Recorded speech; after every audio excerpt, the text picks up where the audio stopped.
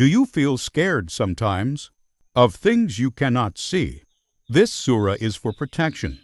قل أعوذ برب الفلق.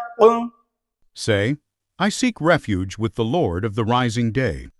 من شر ما خلق.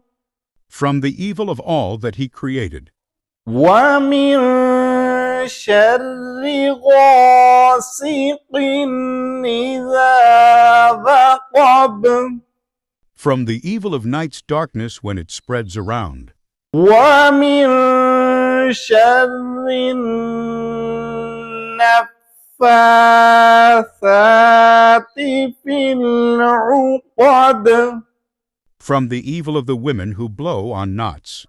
ومن شر حاسد إذا حسد.